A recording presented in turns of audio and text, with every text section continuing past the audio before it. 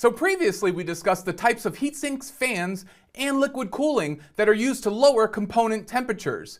Now we will look at keeping your system cool through even the most difficult of tasks.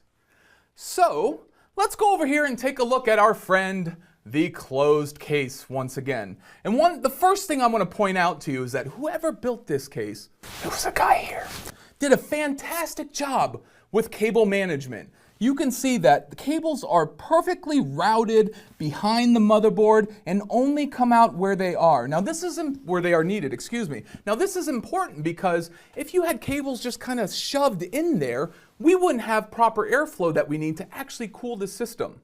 So keep that in mind. Proper cable management is actually a key component of keeping your system cool.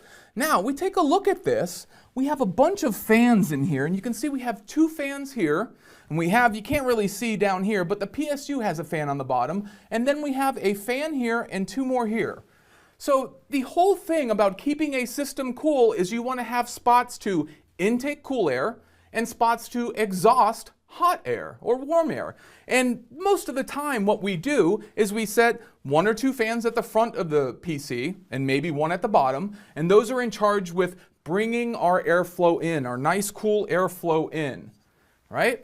They spin in, they suck the nice cool air in, and then we have our other fans which actually exhaust the hot air out the back and out the top of the machine.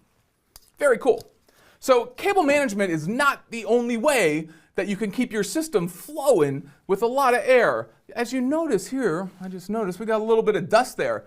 This is going to be one of your best friends. This is canned air. Now, canned air, if you don't want to spend $8 a can or whatever it is these days, they also have like little PC blowers that don't produce any electrostatic discharge, and you can actually charge or plug them into the wall and use them to kind of blow this out, and it's like a perpetual canned air. But let's go ahead and get rid of this dust so that we can ensure a smooth airflow in our system.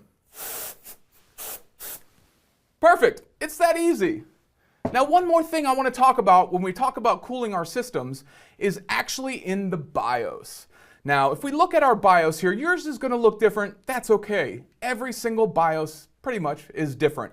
However, somewhere in your BIOS, if you have a modern machine, is going to be a place where you can manage some thermal settings. And I actually found ours over here in the hardware monitor section.